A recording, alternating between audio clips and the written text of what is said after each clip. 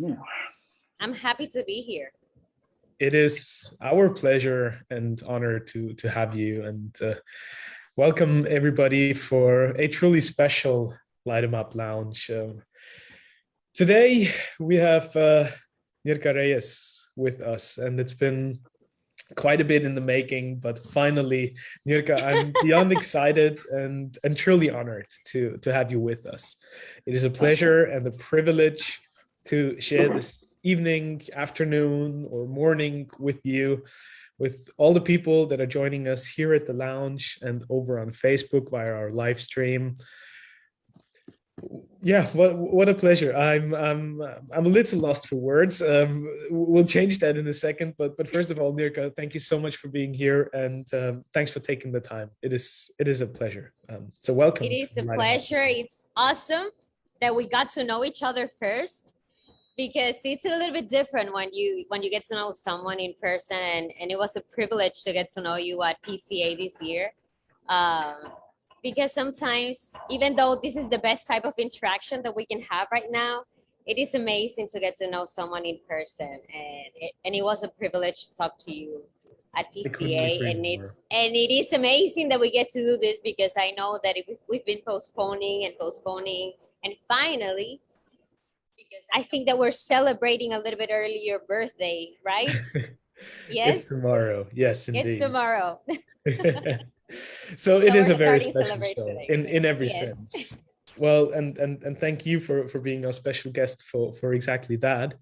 Just to let everybody know, for all of you watching us over on Facebook, if you have any questions for today's show, if you would like to ask Nirka specific questions, then please share your comments, your thoughts, just underneath the live video. I'm checking the live stream so we can forward all your questions and learn a little bit more about the Los Reyes Cigars, about the legacy of your family, Nirka, and about you as a person and a true artist in the cigar world.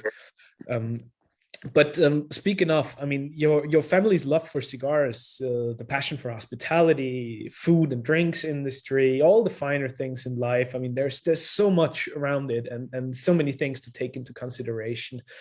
Was there ever a chance for you not to end up as an avid apasionada, a gourmet, and a creator ultimately of those precious products and experiences?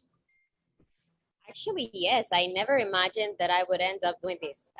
Growing up, yes, of course, I was running guns on tobacco fields. I visited my dad at the company, but I never dreamt that I would be doing this as my day-to-day. I always thought, I don't know why, that it would be my brother.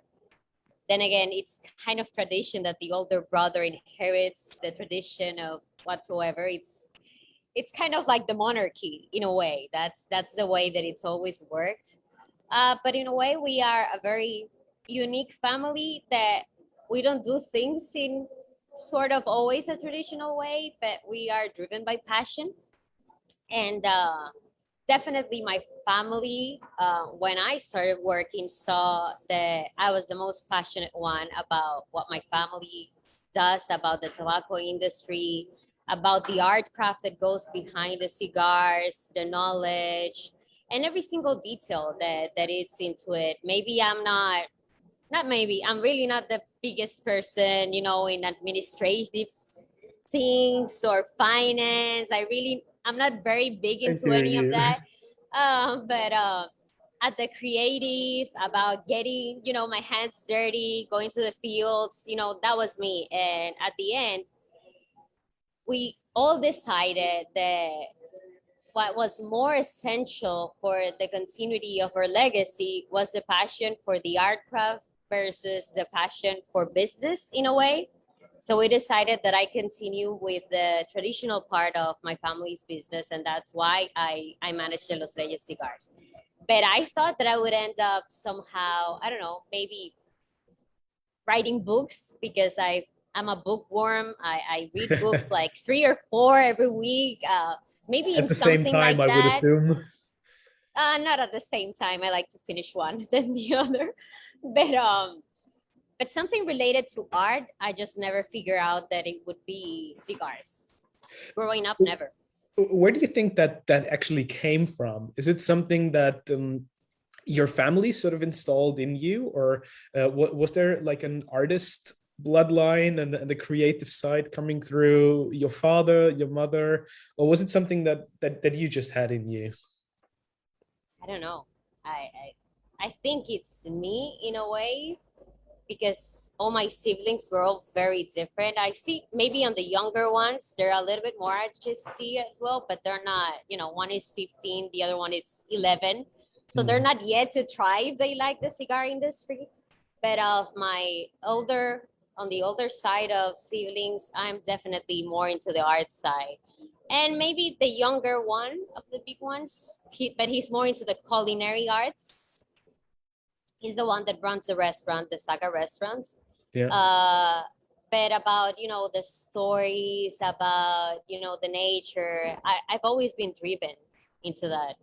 I just never figure out that that in a way I could connect my passion with cigars. Children don't always know what they're gonna end up doing. Not everyone figures life out in an early age. Can you still remember some of those early memories when you first discovered the sensory nuances, the cuisines of the Dominican, and what was cooking up in your family's restaurants, and then the tobacco fields? How was that in the early days, and where do you think you sort of connected with those experiences? I think that what I remember the most is the smells. Mm. That's what I like the most, the familiar smell of tobacco. I didn't like the smell of smoke that much back then, but the smell of the leaves by themselves, I love that smell. Like, I've always loved that smell. It's the smell, of playing with my brothers and sisters. We loved packaging department. It was like a game for us. That was like the best area of the factory. Or it was also, the smell of dad coming home. It was the smell that he had always on his shirt when I hugged him. And that was always unique for me. Like, I've been using the fragrance, like the perfume that I use for I don't know how long. It has tobacco essence. So it's a very important element of my life. And I knew that in a way, the smell of tobacco for me translates to home, translates to family, translates to Dominican Republic. As far as any other experiences, the restaurant came. I was already running the Los Reyes Cigars when the restaurant came. So I really don't connect them on an emotional level from learning this experience. But my dad has always been a foodie all his life. And when he tried to explain us about what he did, he never explained us that cigars were just developing a product. He always talked about moments. And he had this saying that ordinary days can have extraordinary moments with a great cigar. And it was something that he always showed. My dad's always been very transparent, and he always had friends over, and it was always about the cigars, about a good dinner, about having good drinks. And that's a philosophy that we've completely embraced. It's part of who we are as adults now. Like, for me, it's very weird to have a special moment and not think about the combination of what drinks are we gonna offer and what dinner and what cigars, because that's already here. It's something that we think first before inviting anyone. That's something that we think because it's important. And then the taste buds. I remember before starting to work at the company, I was already smoking cigars. And I couldn't quite pick notes. I just knew what I like. Like, I like the cigars. I don't like the cigars, but I couldn't quite explain what it was. And my father was like, that's not enough. You cannot just tell me like you like this or you don't. What do you like? What you don't like? Explain me more, because then I can teach you about blending, but if you cannot explain me the nuances of what you're enjoying in this cigar, then I cannot give you details about it. And that was it. I started going on Fridays, and that kind of hooked me up and said, you know, like, this is really interesting. Like, maybe I should try this. Was it the competitive spirit that he also triggered with that? And since you grew up with many siblings, I mean, it's part of our nature to, you know, get into a solid fight and prove ourselves. Actually, no. I think that amongst my siblings, we've never been very competitive with each other. It's more about the knowledge side, for me, at least on my side, because, you know, with my dad, I always had this thing where he gave me a book every week, and then he would question me about this book on Sunday. Like, with 11 years old, I was reading, you know, like mythological Greek philosophy. You know, I was reading the big books when I was, you know, a teenager. And it's always been about the knowledge for me. And I like explaining things, and I like talking about them. So it made sense when he told me, like, it's like when you tell someone yes or no, sometimes it's not a very complete answer. He wanted more, and I wanted to give him more, but I had to understand to give him more. And there's a lot of knowledge. And sadly, I didn't have one of those natural palates of people who immediately pick up, I don't know, like 20 different types of chocolate flavors in a cigar. That's not me. I'm sorry, but that wasn't me. That's still not me. I had to work. I had to smoke a lot of pure grade tobacco. I had to hustle to get to where I am. Which is the proper way to do things. And I believe the most sustainable way to do things, because you build a solid foundation of experiences and you build your sensory database that you can then later on sort of reference to and use it to create experiences and to envision what a blend could ultimately become and what the consumer will ultimately enjoy.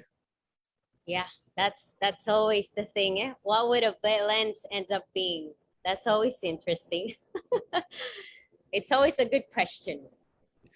Nirka, when you started to develop your palettes, smoke these pure grades, learn other cigars and get different smoking experiences, because that holistic perspective sort of helps you find your own path and carve your own path in this industry. What was it that you realized is different with the way the Reyes family has ever done things and the way your father has been running those operations? Where did you find like these golden nuggets where you'd be like, this is special and this is what I want to preserve because it's different and unique? Well, the thing is that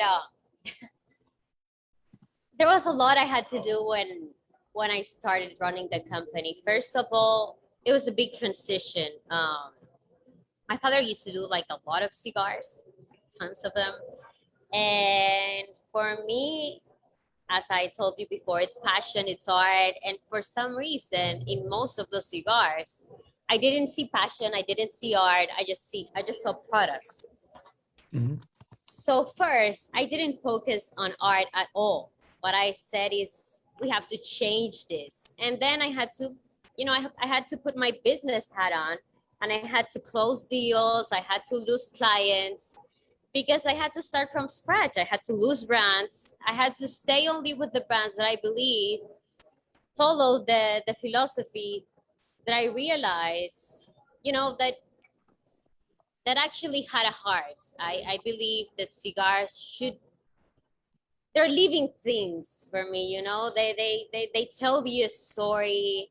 It's an art. So they have a soul. That's what I wanted to say. And if they were just a number, I didn't like them. So my first year and a half, it was all about re-engineering the company. And yes, of course, developing my skills, because I was 22 years old at that time. And I always like to say that I was playing Monopoly, but with real money. I had employees, I had to pay their salaries, and I was making all the decisions. It was a very it was a very interesting time. Did you ever have doubts or? Oh, a million times. I still have doubts. People shouldn't tell you that there's no doubts. Of course, there's moments of certainty and there's moments of doubts. If you don't have doubts, it means that you're just not risking anything. And if you're not Yeah. risking anything, that you're not making anything worthwhile. And then, of course, when everything was going in the direction that I wanted, that the team wanted, that Pedro wanted, that Jean-Michel wanted, that our vision was going through, then we started, experimenting. We started bringing our vision to the cigars that we wanted to create. We didn't want to launch a ton of SKUs every year.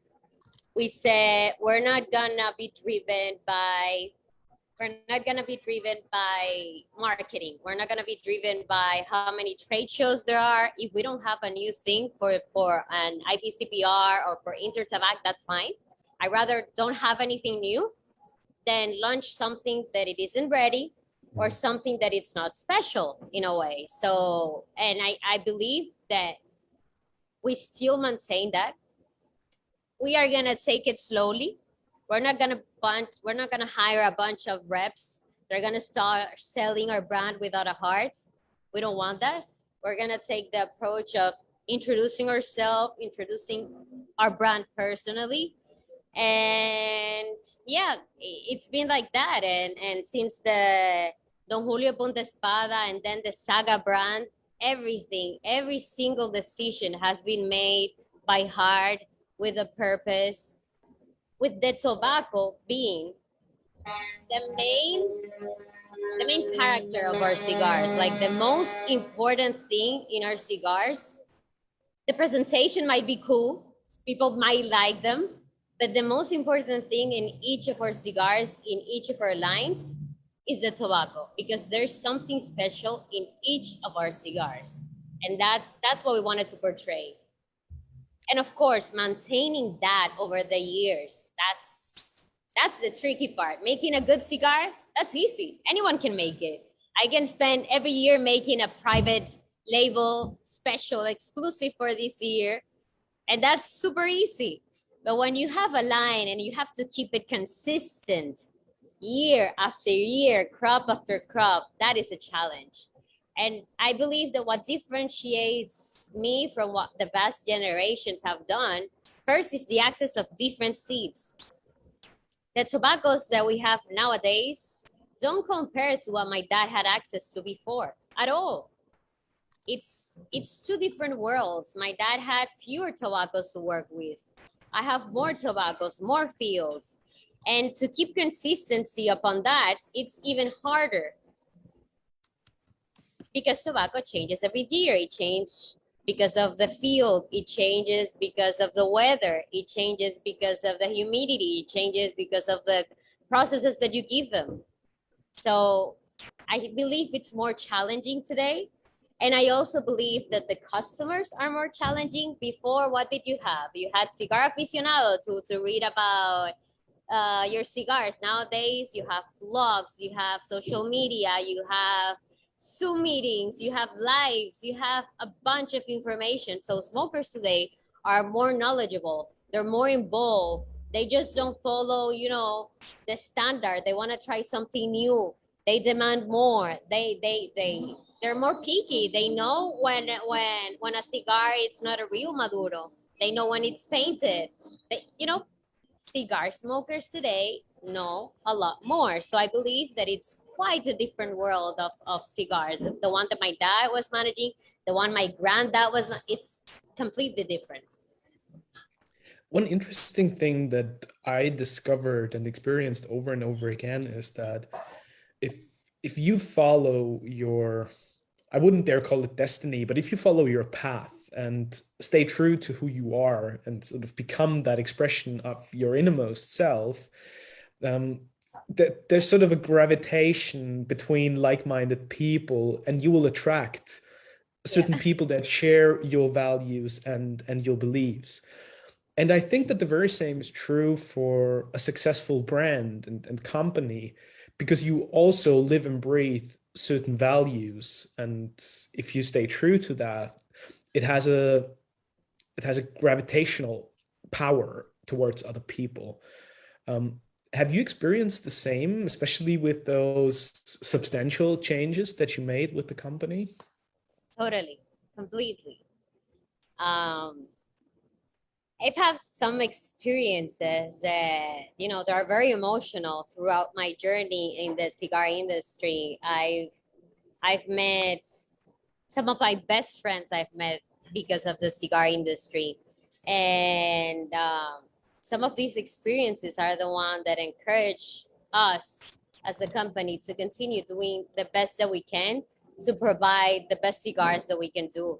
I've had, for example, people had this one experience of someone who, for some reason, tried a cigar that the company used to do before for a client. It wasn't a brand of our own, but he didn't like that cigar. He said that the quality was very poorly. It was, you know, previous from my management. And he said that he would never smoke a cigar. It's a cigar. He's a owner of a cigar shop in Belgium, and that he would never smoke a cigar produced by my family.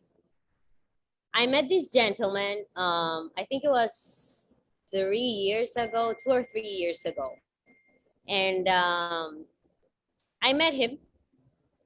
He told me to tell him his story. I think he was being a gentleman because I'm a female, but and he was trying to, you know, respond.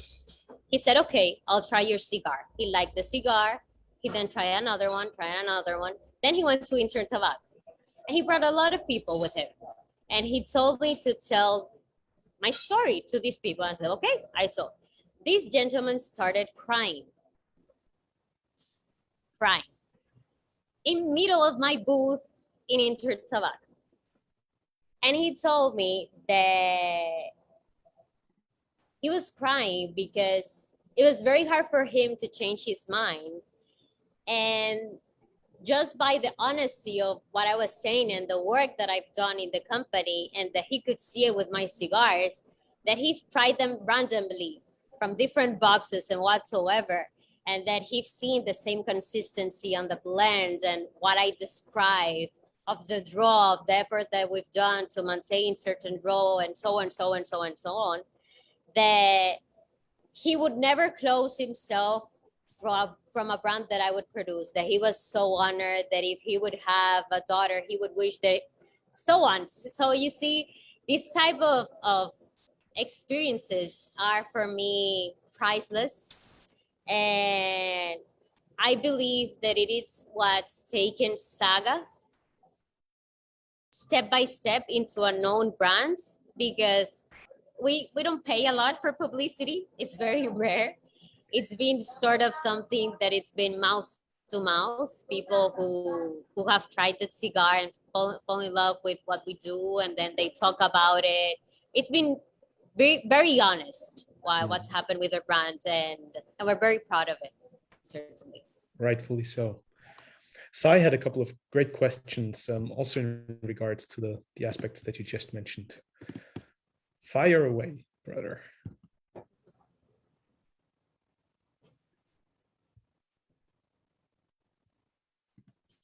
Sai, don't be shy. Unmute. I always try and find that button. I should be used to it by now. I should be wearing my glasses. No, I just wanted to just say good evening, Nirka. Is it? I pronounced it right, didn't I, Nirka? That's fine. Yeah. And I just want to say, you know, when you came back from school in Switzerland and that, your dad, he wasn't keen on you going into the industry, and you had to do various jobs in the factories and that, including in the office. Yeah. When did he think you were ready? When did he think you were ready for? When did he say to you, right, I'm going to trust you? When did he say? Can you remember? Well, yes, I do. I completely do. I don't know if you know that after I worked, after Switzerland, I left the company. I don't know if you know that I had a transition where I didn't work for my father. So I did that for a couple of years, and then I left. I left the company because I wanted to do so much. And there's a time where you think that you know a lot, and you just don't know how to translate them to the older generation, and there's kind of like misunderstandings. And I wanted to do my own thing. I thought that I wanted to do finance, and I had a big opportunity in the biggest finance group in Dominican Republic. I had a job opportunity, and I left, and I went to work for Inversiones Popular here in Dominican Republic. After a year and a half of that, my dad asked me to help him run the company, but just help him, because he was going to get involved into a very big project that he was starting back then. And I said yes, of course, because I was super miserable at my job. I hated finance.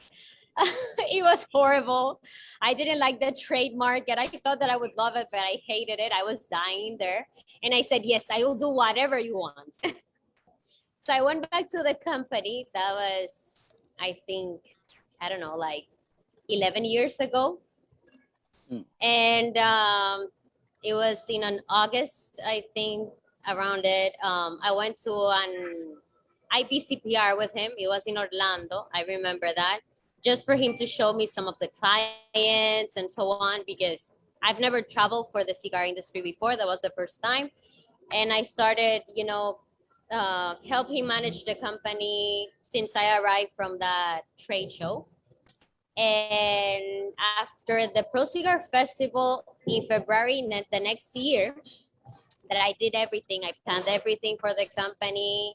He came to the office on Monday. The festival starts on Santiago on Wednesday, and it finishes on Friday. But there's usually a lot of activities on Saturday or Sunday. So on Monday, I say like, yes, I'm gonna relax. And he comes to the office and he says, I'm very proud of you. You've learned so much over the past few months. I think that I'm not coming back. He used to come, like 2-3 times a week to just supervise what I was doing. And he's like, I'm not coming back. You run this. So that was it. Fantastic. That was it. And what did he think of your dad's production? Was massive, wasn't it? It was like he was producing 12-13 million cigars a year, and you brought it down to 1 point summit, just over 2 million. What did he think of that? Did he nearly have a heart attack thinking, oh my God, there'd be less money? Or did he think, all right, we'll go with this and we'll have better quality? Or I don't know, what did he say? Did his jaw drop? No, actually, no. I've always been very drastic. I'm not a gray person. I'm either white or black. I don't do middle. I'm straight. Yeah. I'm like that, and I've always been like that, and he knows it. And when he told me, you can do whatever you want, I said like, okay, so this is what I want to do. I presented it because we have a family board, and we have also like a board of directors where there's people who are not from the family. And I presented my business plan. This is what I think it's best. Yes, the finance is gonna suffer for a couple of years. I know, but I think that it's a risk that we have to take if we wanna increase the recognition of the company, if we wanna increase the recognition of the brands. I think we have to take this step. It's the wisest, and we just have to, it's a risk, and sometimes that's the only thing you can do. And luckily we have other businesses, so it's not like, it's not like we didn't have anything to eat at that time. But it was, for some people it was crazy. A lot of people thought that I was crazy. And sometimes I even at that moment, sometimes I slept at the office. It was, it was difficult. The first 2 years were very difficult, but thank God we got through them, and it's been better every year. Yeah. And your great grandfather, Don Julio, is he started it years and years with his fields, didn't he? His field, growing tobacco and all that. Have you still got his land where he where he grew the tobacco in Spain. Yes. Ah, cool. Well, he wasn't the one he didn't start it. He's the third generation. What he did was making hybrids, but the fields that he started using the hybrids, we have all traditional fields of the Reyes family. Some of them are still on places that are not very accessible easily. So, you have to kind of like go in bumpy rides to get to them, but they're very beautiful, sometimes kind of like on mountain sides. But we still have all our traditional fields. The house where my great-grandfather lived, we still have it. So we still have a lot of traditional places of our family.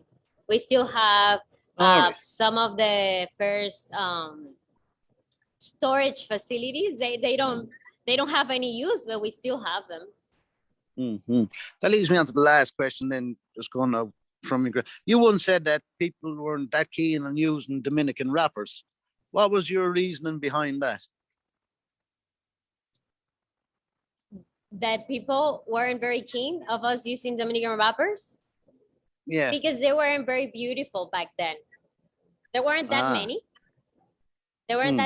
We were not that experienced as wrapper growers. Mostly when companies started making cigars here in Dominican Republic, wrappers were imported most of the time.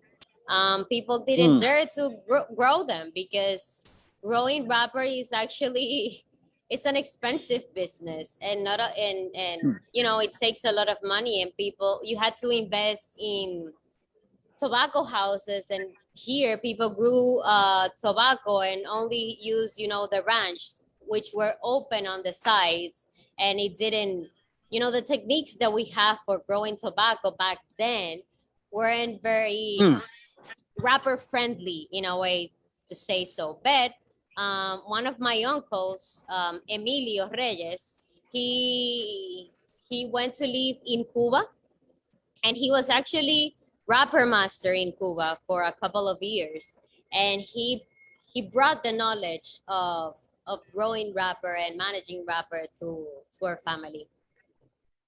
He's the oldest of my father's siblings. Yeah, and he's still alive, isn't he? Yes, he is. Yeah. And he still works in the tobacco area. My father has two other siblings who are still involved in the tobacco industry. Leo, Emilio, and my father, Augusto. Okay, so thank you very much for answering those questions so good. You're welcome. Appreciate it. Brian had a question as well for you, Nirka. Hello, good morning. Hi. Hi. I am curious. I'm a little bit less knowledgeable than a lot of the folks here, and so I'm just curious.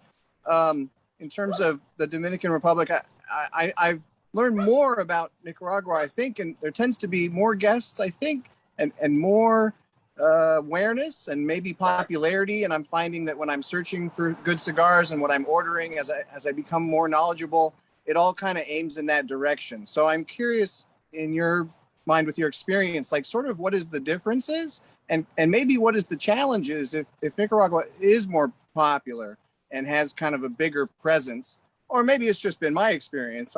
I'm just one person, or if that's true, what is it maybe that could be overcome, or it could like raise the popularity and awareness of Dominican Republic? Wow. You're asking me something that it's about marketing. Didn't you hear me about that? I'm not very into marketing.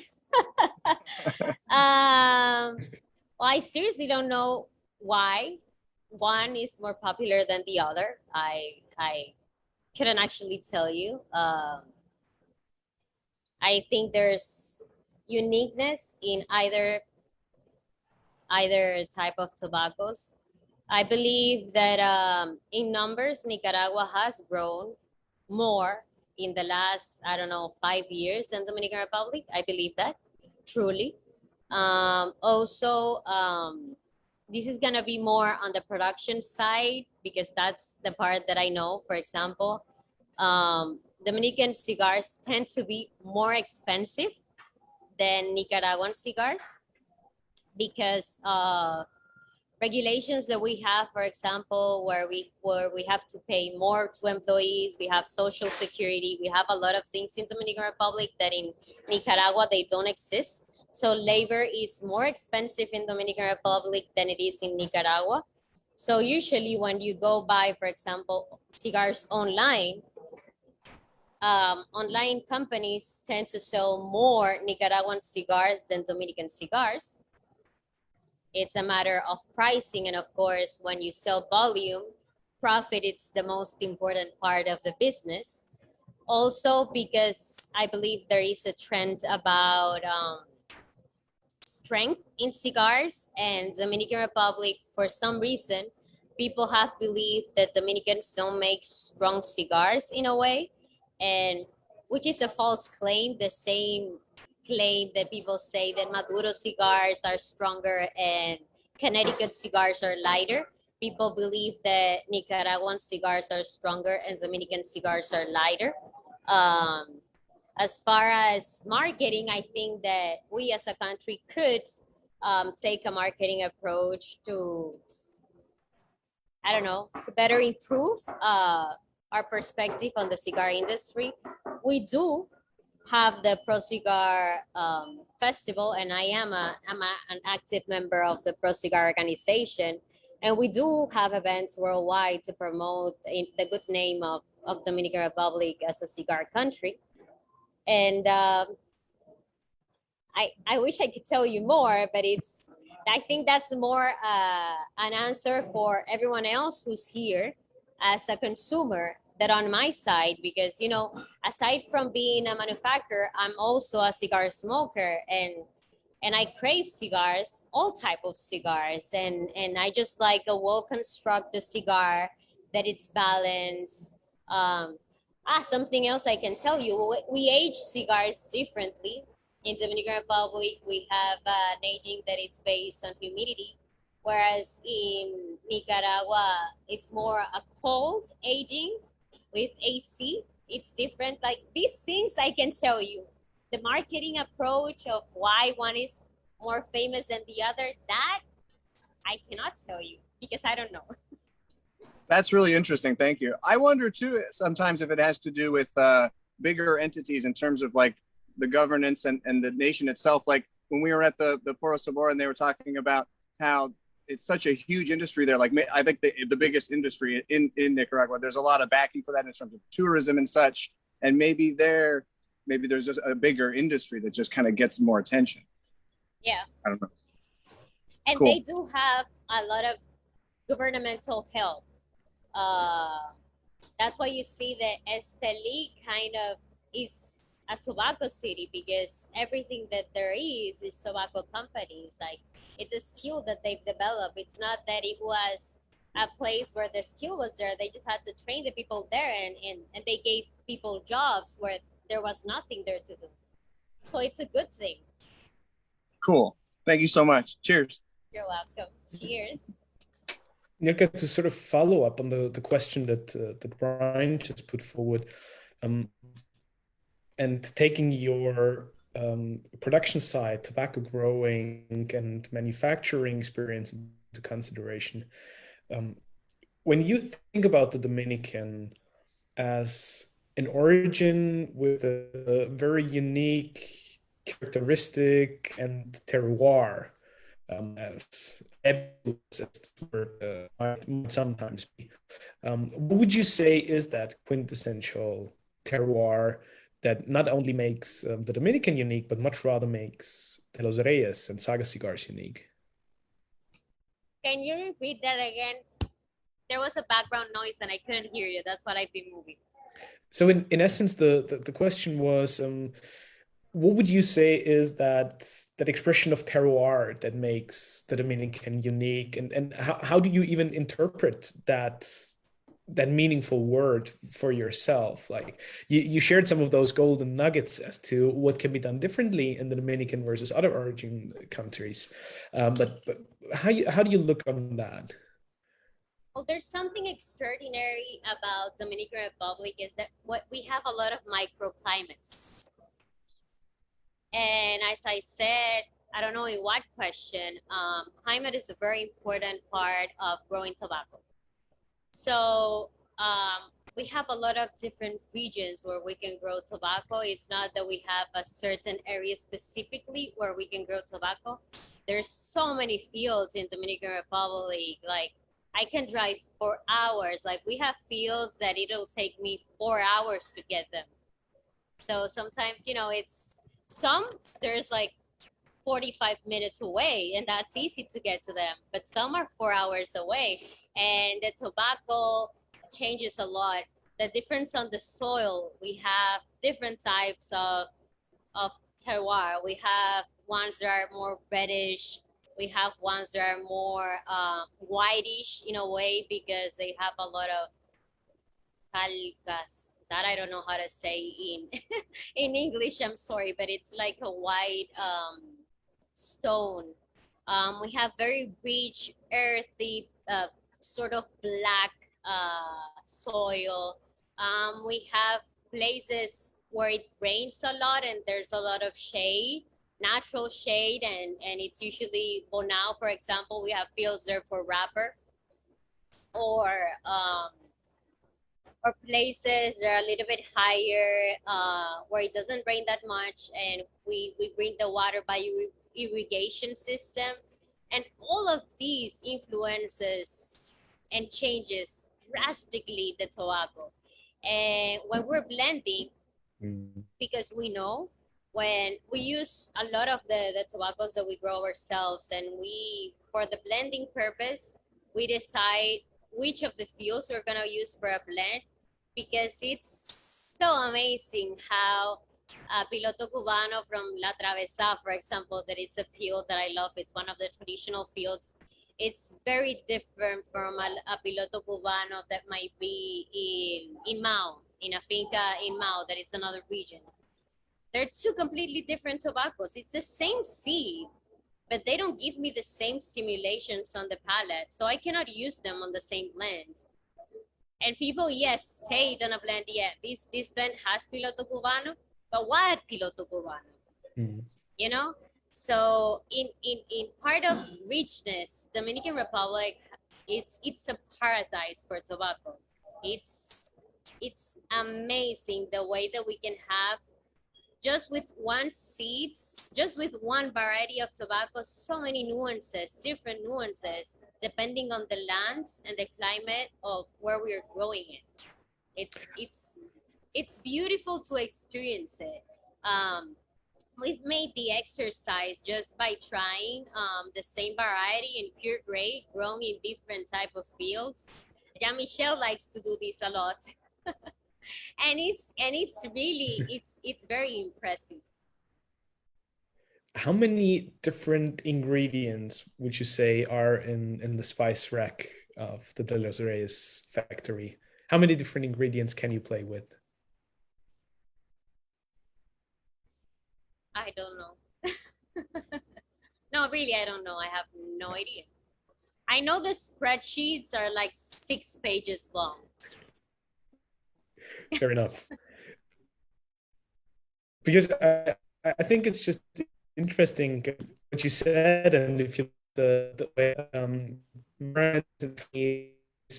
information to their cigars, you know, there's no information regarding the blends or the different tobaccos at all. Sometimes you get very little or fragmented information, and then what you just explained obviously is a different world about those individual micro terroirs and the combination of the seed variety with that particular soil and microclimate.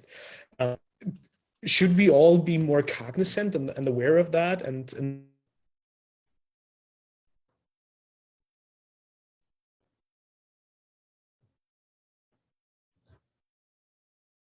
half of the question was kind of like cut. Did he leave? Uh-oh, I think we lost him.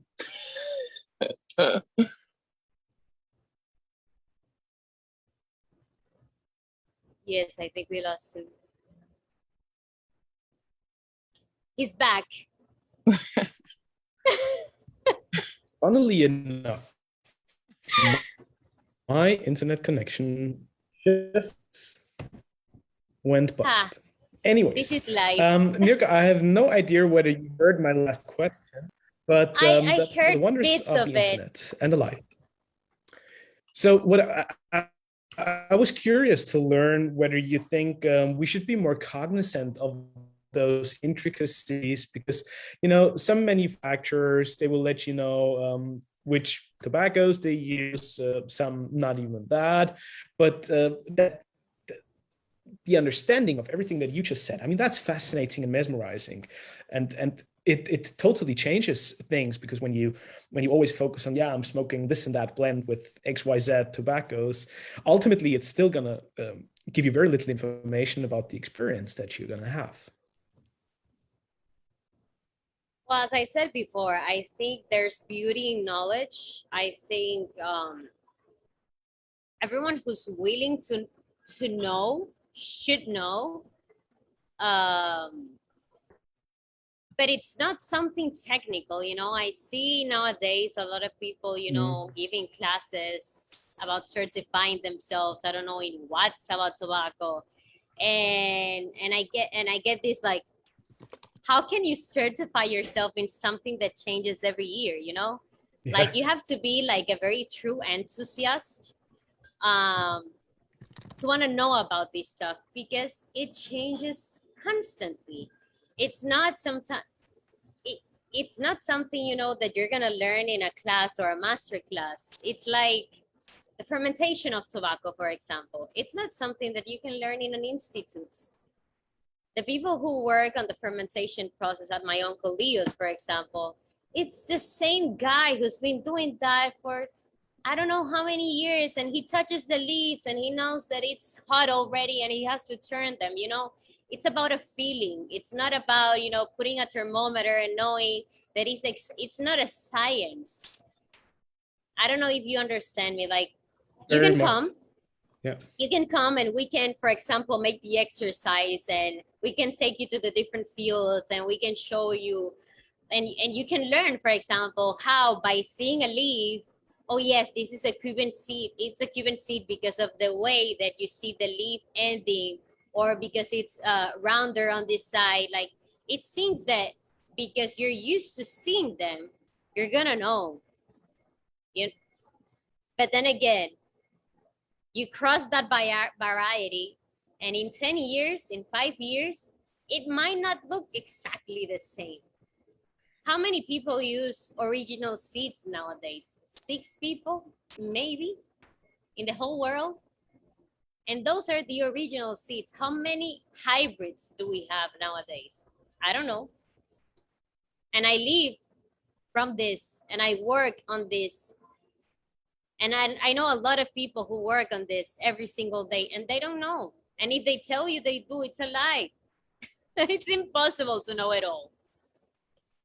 We're very honest about it. I know Jean-Michel likes to say that every single tobacco question has an answer that starts with, it depends, because it depends so many things that sometimes you cannot give a straight answer, because if you do, probably you're lying or you're making it up, So I think it's important, like, if you're passionate and you want to learn, it's so beautiful to get to know these details about tobacco, because it brings you to another level of understanding.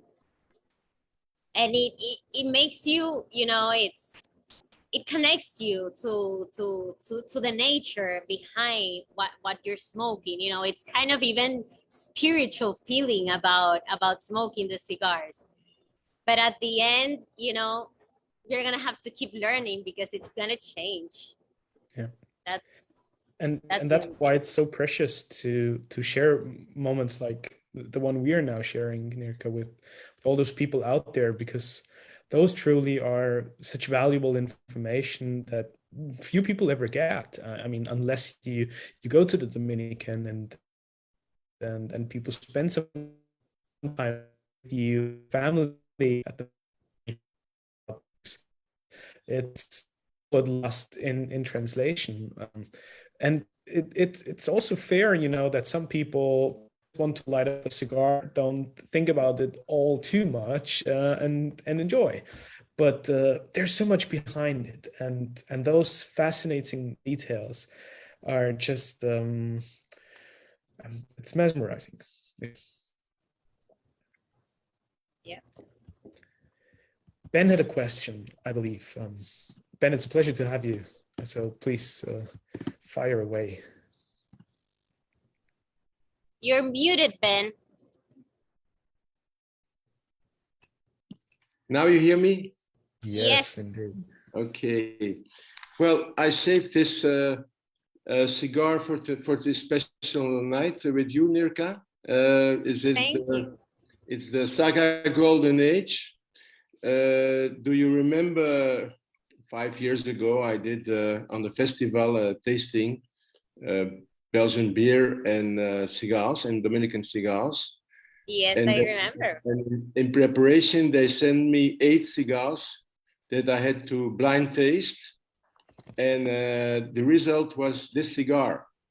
This was, I chose this because of its creaminess and a very, well, possibility to pair with Belgian Abbey beers, which are soft and fruity. And that was a fun moment, I think, and gave me the opportunity also to visit your uncle's fields. I even planted a seed there, and I really hope to come back to the next festival to see how this plant has grown in 3 years or 4 years again. Oh, that's gone. That plant is in someone's, I don't know, factory. Yeah, of course. Anyway, my question was, is Saga your top brand in your portfolio? Yes, So definitely. it is. I think it's well, it's one of your babies. I think it came under you, huh? Yes, So, Saga is. Okay, Don Julio was my first project that I worked with alongside with my father. So yes, it's very special. But Saga will always be, I think, Pedro Jean-Michel and my baby, because it's the first time that we kind of separated from the past in a way. So it's, you know, it's our legacy to the world. It's the first thing that we brought to the table, that it was just ours, that it had nothing to do with the past. It had our vision of the company, had the vision that we believe was the right path. Mm-hmm. And we started right with that cigar, the Saga Golden Age. That was the first one. Mm-hmm. It was a Dominican puro.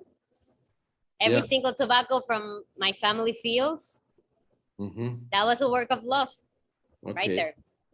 And that was a leap of faith. Every single tobacco from Dominican Republic, Dominican tobacco, very traditional cigar against all trends that were going on in the States. That was like going against the currents. Mm-hmm. And we said, you know, this is what we're going to do. And we went for it. Okay. Well, I think I love Belgium. I love Belgian beers, by the way. I want to go. But it's high time that I pour one myself, because with the cigar, it's fantastic. Oh, I envy you. They're so hard to find in Dominican Republic. No. I'm craving a triple Carmelite or a Vesmale. Yeah. You have good taste. Triple Thank Carmelite. You. I know. Jean-Michel has spoiled me. He's a Belgian too, huh? Okay.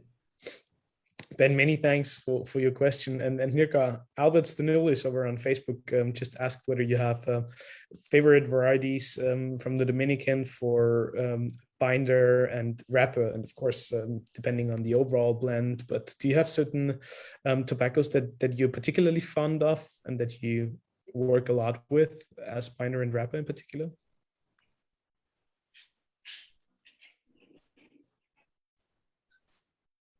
That I'm fond of, I think I like old tobaccos, and I like them more when they're alone because putting them together sometimes it's a big headache, almost a migraine sometimes. So when we go to Uncle Leo and we taste this new variety, I'm like, oh, this is so beautiful. And then we try to blend and it's like, yeah, it doesn't go with this. It doesn't go with this. It doesn't go with that. And I'm like, ugh.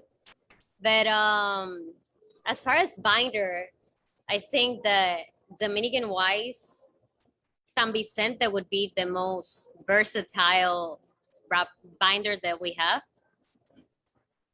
Yeah, San Vicente would be. Yeah, I think. And wrapper, Dominican wrapper, probably Corojo. Interesting. Yeah, Habano Seed, Corojo 2006, that would be it. Not favorite, because believe me, I don't have favorites, I think, in anything.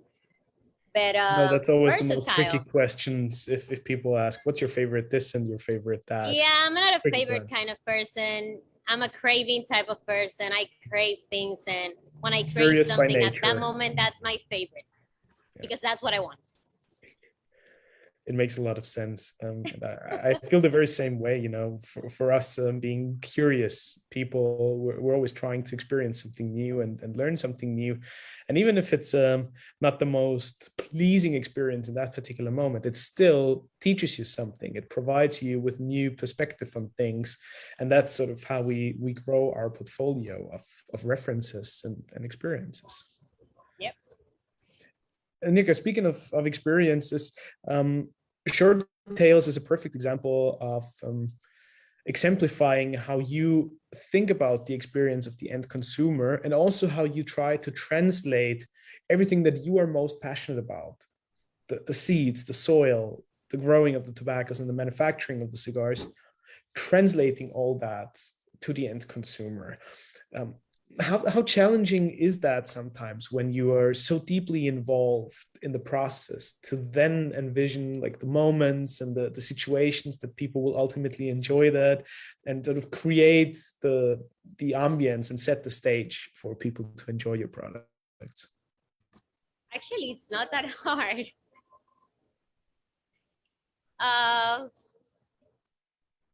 Tricky is the blend. But once the blend speaks, it's magic. The words come, everything comes. It's just a blend. Sometimes it's easier, sometimes it's more difficult. But that's practically it. What can I tell you? Designing, for example, the first books as the cover, I think Jean-Michel might wanted to kill me at a certain point. Jean-Michel is there, by the way, and he's just laughing. He hasn't said a word. Because, you know, like, sometimes I cannot express exactly what I'm thinking. I'm like, yeah, I don't like it, but I don't know what it is. And, but it's not there. But when we have the idea, or when we find this beautiful tobacco, for example, when Monica brought the first time the Cotuí wrapper, it was like, this is magic. This is gold. We have to use this in a cigar. Like, we already knew that this was a Short Tales because this is unique. This has to be a wrapper for a cigar. Like, we already had the story because the wrapper was already there, and it was telling us so much. Like, this wrapper grown by Monica, like first female in Dominican Republic, I don't know if in the world, to grow her own variety of wrapper, and it's beautiful and it's tasty and it's amazing and it's beautiful. And I was like, you know, Jean-Michel was amazed. Like, we were all amazed. Like, we have to use this. And hence, that's Short Tales number 2. We just had to find the blend, but we already had the wrapper. The story was there. We just needed the blend. That was basically it. So that's why we say that the most important thing in our cigars is the tobacco. We had the wrapper. We knew we wanted to use that wrapper in a Short Tales. We just had to find the blend that complemented that wrapper beautifully, because we had to enhance the flavor of the wrapper in that blend, and that's what we ended up doing. but the story was there. Saga sure tells of the land, Totui. And we tell Monica's story because that was the story that it was necessary to be told there, not anything else. And that's how the stories come up to life. It would be different if it would be a marketing approach and we say, now we have to have a cigar that it's more female oriented or so on, and we have, then it wouldn't feel natural. I think that's the magic behind the shirt tails, that it's so organic because the tobacco has always come first and we always have the tobacco first. And then the cigars tell us what we're gonna talk about, that they just come through. There's nothing to create when the story is the reality. We just have to put the words there. I think that's why Saga is what it is. We don't have to sell it. We just have to talk about the experiences of what we've gone through creating the cigars, because it's what we've lived in the office every day. So yeah, I think that people know when you're telling them the truth, and people know when you're just like, and this is the cigar with the blend, ta ta ta, na na na na na na, and we created it, na na na na na na, and this is special because, and that's not us. Beautifully said. Question regarding the cigar that you are currently smoking, and something new exciting that we would like to hear about. So, talking about the show tales, can you tell us a little bit about the 7? I am not hearing. I'm not hearing you, Reinhard. I think we just lost Nirka, I hope you can hear me again. Ah, here he is. Something's funny with my internet connection today. Strange. Yeah, I hear you again. Nirka, I was just asking you about the Tomo 7 and the cigar that you are currently smoking, because you mentioned the short tails. So can you give us a little bit about? You mentioned the short tails. I didn't mention the short tails. I'm gonna tell move us a little again. About the Tomo 7. Yes, the short tails number 7. I'm at Saga, by the way. This is Saga restaurant. He's Jean-Michel. It's modeling the box. Jean-Michel. He's the one Saga ambassador. Open it.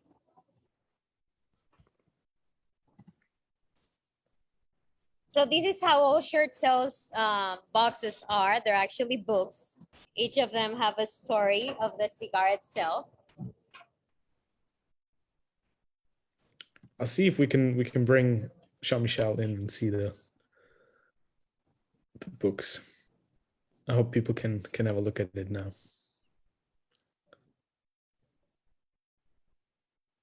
Let me unmute like that. Maybe I jumped. That's a very good idea. Welcome, Jean-Michel. That makes it. Hello, hello everyone. Hey. That's the Tomo 7. And that's it. Well, that's it. That's where the story begins. That's right where there, the story begins. Right there after the pages is where the story begins. Yeah, that's where our story begins. The short tails number 7. It's Tales of the Land Navarrete. Navarrete is where my family, the Reyes family, is from. Even though the cigar, it's not precisely about that, but I like to say that it's, for me especially, homage about this little town that when you Google Navarrete, you're gonna see a city that has grown around a piece of white roof. And that is a field from my family that the whole town grew around it. That's how my family's presence been in this little town, and how much the town has given my family, and my family has given to the town. I wasn't born there. My father was, and my uncles were. Then they moved to Santiago. That's where I'm from. But it's so beautiful. That's where most of our traditional fields are at, and that's the town of the Reyes, like of the Reyes family here in Santiago. And it's our 7th book. It comes in a mold press shape. And I like to correct that it's not a box press, even though when you see the shape, immediately you're gonna say, oh yes, it's a box press, because that's what commonly is said. But by us, it's a different process because we make them by molds. It's a different technique. Thank you, Jean-Michel, for modeling them. He likes to say that he's actually the hired help. Would you possibly like to explain the difference a little bit for those who are curious? The difference between true mold press or a box press? Yes, mold, the one that we do is that when we make the bunch, you know, the bunch is the first cylinder of the cigar. It is made with the fillers and then the binder. We put them on a mold. The mold, it's already in the shape of a rectangle. So we press them the same way we would press a circular shaped cigar. We just press them to become rectangular. And we press them for a very long period so they preserve the shape better. In the case of box press cigars, they do them by trays. And what they do is that once the cigar is made, they put them kind of like over trays after the cigar is made. So it's a different process, basically. How does it affect the smoke experience? I think that I've seen a lot of box press cigars that they lose the shape. For us, the mold press, it's a better technique because it allows to preserve the shape a lot better. Also because for us, it allows us, we have a lot of quality controls, and by taking it on the mold, it allows us to then put it on the draw master, because that's like how our workflow goes. We leave them on a mold within more than a day.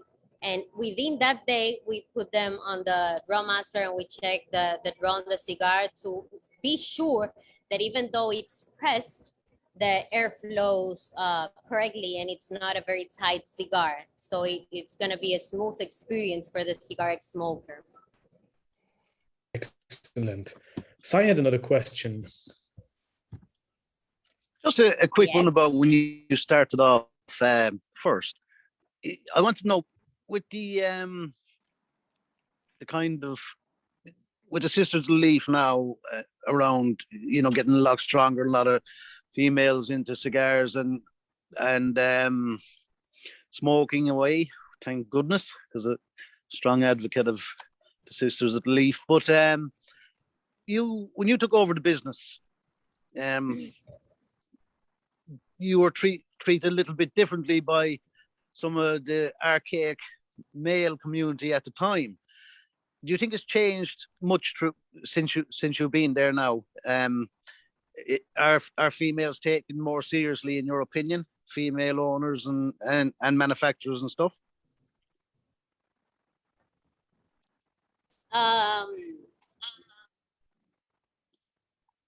think when I started business-wise, I don't think that I was treated any different because I was a woman. I think that maybe a lot of people didn't want to do business with me because I was too young. Imagine doing business with my father and then having to do business with a 22-year-old. It's kind of shocking, right? Yeah. I never felt actually that it was because of me being a woman. Did you But I think that now actually the business has gotten a little bit more complex. I love that there's a lot more female smokers because believe me, even here in my city, that it's a cigar smoking cigar factories, that it's a tradition. I was like an alien 12 years ago when I was out there on the street smoking cigar. 14 years ago, people would look at me like I was an odd person. Like, why is she smoking cigars? Like, she's young and she's a woman. Like, why? And now it's more normal. Like, I'm here at the restaurant. It's in the middle of the afternoon. Like, yeah, no one's smoking. No one's here, actually.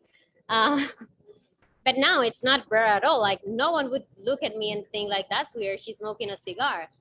But as far as, you know, what the businesses and social media and so on, it's difficult to establish the roles of females in business, because you have, for example, you have people on the industry like me who are manufacturers, but you don't have female manufacturers.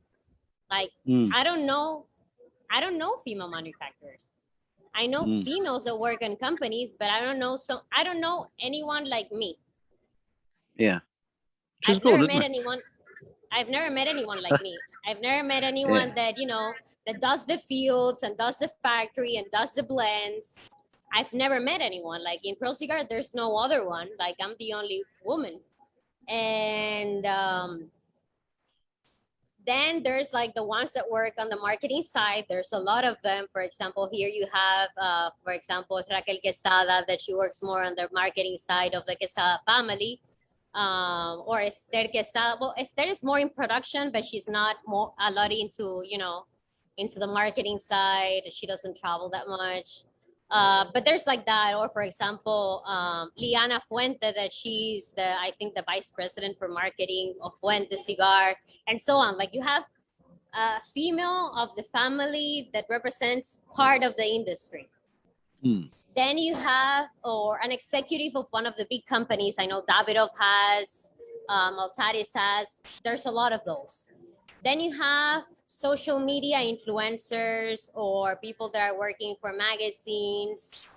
And then you have you have the influencers that actually work and they know cigars. And then you have the influencers that don't work and I don't know what they do. But you have both sides of the female, the ones that actually know something and the ones that they just want to look pretty and get, I don't know what.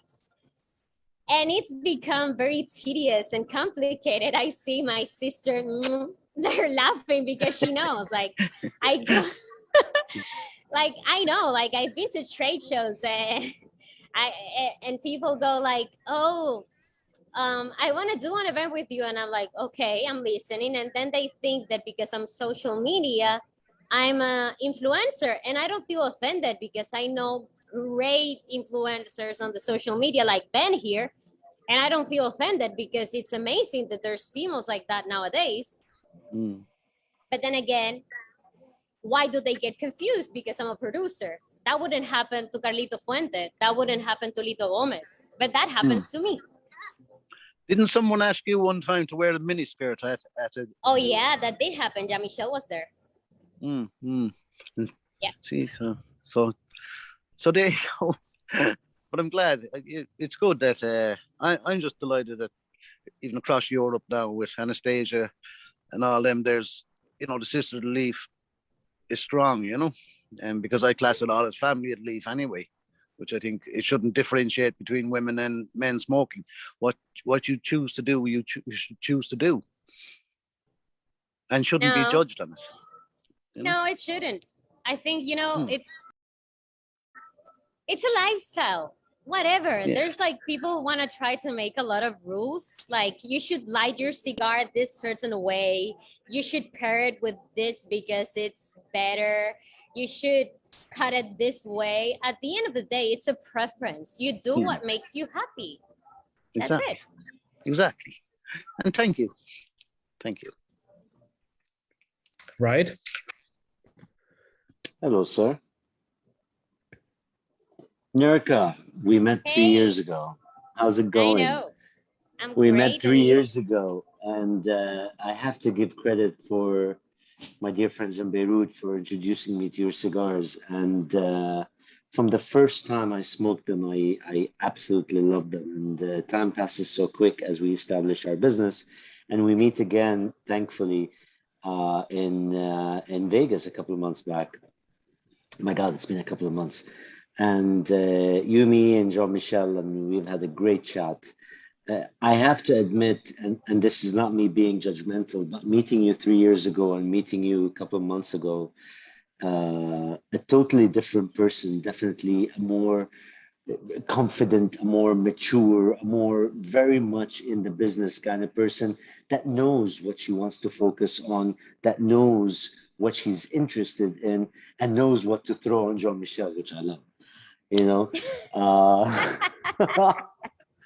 you know, whenever I get into details that you're not interested in, you would turn me from my shoulder. You're like, go in that direction. I have nothing to do with this.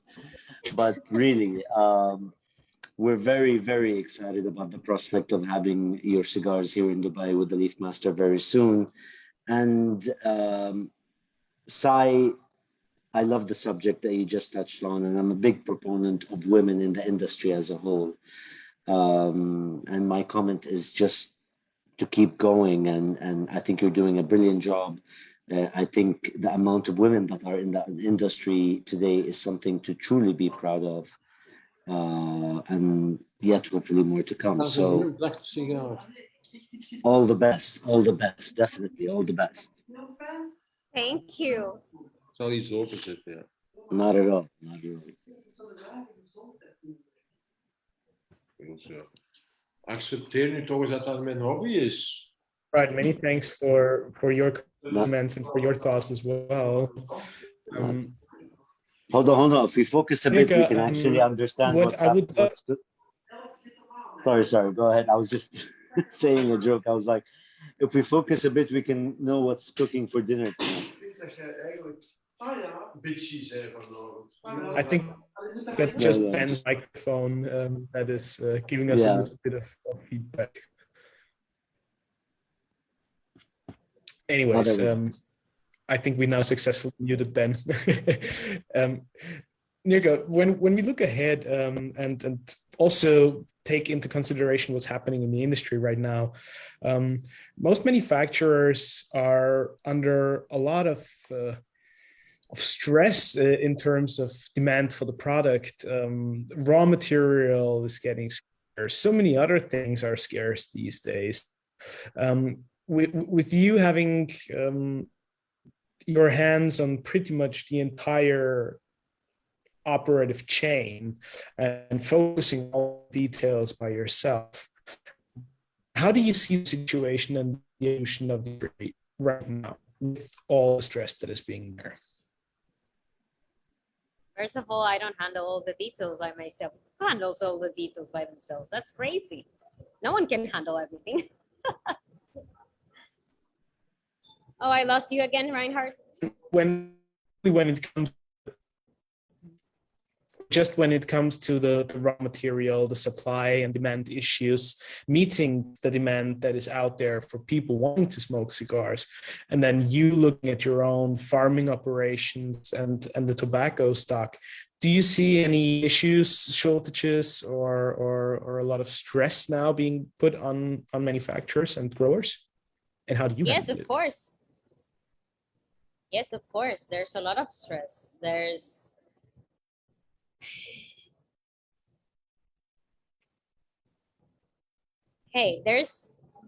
the market is growing. There's more use for natural wrapper than we had before, because not only the premium cigar companies are using wrapper, also the machine-made companies are using premium wrappers nowadays. So of course it's a challenge, but why stress about it? Like really, like there's so much you can do about it. We plan and we do what we can do. That's the best thing we can do. We prepare in advance. Thankfully, we have our own lands. Everything is selling. Like absolutely everything is selling. My uncle Leo, he's the one who actually runs the family fields. Before, you used to go to the storage facilities and you would see, you know, the entrance, and it was full of bales till the back. Now you go and it's kind of half empty. Everything is selling everywhere. So, and when you say that I have a foot in basically all the industry, I do, because I also have I also have a foot in the machine made industry, and I know, like, the increase of natural wrapper cigarillos is growing. So I think there's demand. I think there's growth for everyone. I think we just have to plan ahead. And aside from big companies, you know, big cigar companies, people usually didn't plan that much about tobacco purchases, because it was always available. I don't know if you like, it was always available for them. It was easy to just go and buy, and now you actually have to buy ahead, prepay. You have to put your game up if you want to have the tobacco that you need.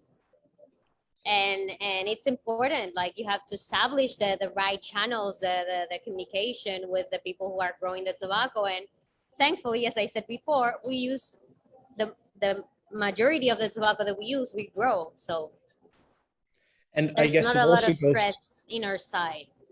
yeah, and I guess it also goes back to what you mentioned earlier, that you want to grow things organically and naturally, not spread yourself too thinly and blow things up unnaturally. And you cannot rush that. You can't rush that.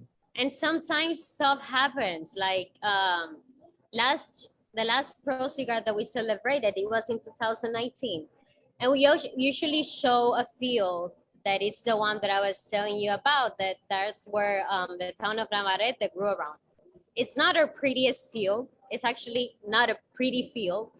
But it's so close to our heart, because it was the first field in Dominican Republic where Piloto Cubano was grown.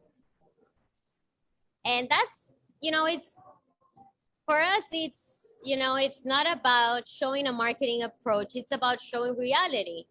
And that year, in that field, we didn't have a great crop. And you could see it. We show it. We showed the reality that is growing tobacco. Sometimes it's beautiful and you have Instagram-worthy pictures. Sometimes, sadly, it's not. And you cannot control nature. You can't. And we show it, because that is the reality. You have an amazing crop one year, and then the next year, you don't know what's going to happen. And sometimes we just have to cut back production on a line, because we're not going to put another wrapper. We're not going to put another binder. We're not going to put something else in a cigar that you've already tried. It has to be the exact same blend, because that's what the customer wants. They don't want me to alter it. They want to smoke the cigar they want. So as far as that, I think, and I know in my heart, that people who have trusted us as far as quality and as far as the experiences that you can have with our cigars, they can wait for us. They're gonna wait for us to, in case it's needed, because we have planned for the demands when something happens. Because I believe that they'll respect when we need to make decisions that affect the quality of the cigars. Beautiful. Now, before we wrap things up, since we're already looking ahead slightly, actually, Aldo is there. Aldo, you have a question, my friend? Fire away. Before I go with my last question, we got to bring in Smoke and Moses. So, good evening, everyone. Hello, Nirka. Hola. Hola. This is not really a question. I only want to say thank you. Thank you, first of all, to John Gallet, that he introduced me to your amazing cigars. Thank you to Jean-Michel. And thank you, because I think that in the market there are a lot of great cigars, but few cigars are able to touch my heart as your cigars touch it. and especially I'm a big fan of Tomo 6, you know, and I know. Really every time that I light one of your wonderful Tomo 6, I feel all your passion, all your tradition, all your legacy, the heritage of your family. I really feel you in my hands. So it's something unbelievable. And I only have to say this. Thank you, Nirka. It's simply amazing meeting you, smoking now with you, and really enjoying your cigars when I have them. So really, thank you from the really deep of my heart. Thank you, Alo. Ah, nice cutter. Thank you. Aldo, thanks for sharing. I'm looking forward to seeing you tomorrow. Of course, brother. Nirka, before we wrap things off, one thing I'm curious about is you started so early on, taking a lot of responsibility and weight on your shoulders, continuing a legacy of the family that goes back generations. Further down the road, what would you like your fingerprint and your contribution to be to that family legacy, and what would you like to see as sort of the little extra that Nirka brought to the table?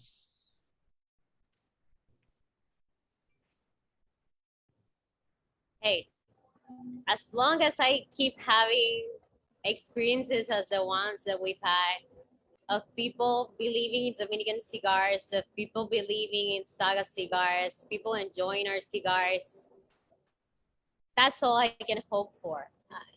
I don't need awards. I don't need my name to be remembered. As long as Saga is remembered and people keep enjoying our cigars and it keeps bringing happy moments, that's all I need. I don't need anything else, because at the end, it's not me. There's so much people that go behind. It's an effort of team. It's an effort of family. It's an effort of love. And I know that in this industry, people tend to just look at this one face, this one manufacturer, that it's kind of the image behind the brand. But there's so much more. There's so much more than the master blender.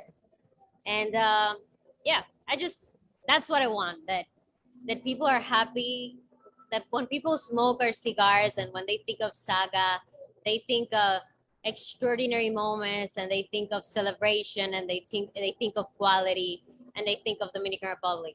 That's it. I'm paid. With that, I'm paid. Beautiful. And that alone, I would say, tells us a lot about you as a person, and it tells us a lot about you as a professional and an outstanding professional of the cigar industry. Nirka, thank you so much for a most fabulous evening, a afternoon, morning. Thank you for everything that you shared with us today, for providing some of those highlights and sharing this particular experience with us. It has been an absolute pleasure and honor. And thank you again for taking the time and being here with us. Thank you for having me. Thank you for having the patience with me to actually wait so we can do it. Thank you for all of you who have been here. It's been amazing. Thank you for your questions. It's been a big pleasure for me to be here with you today, and I hope you had a great evening, great afternoon, great morning. I'm sure you had one. For me to talk about what we do, it's you made my day already. This is a happy day today for me. It's a very happy day. Thank you. Fantastic. Nirka Reyes, thank you so much. And all the very best to you, to the entire family and the entire organization. And we'll see you in the Dominican Republic. That's for sure. See you.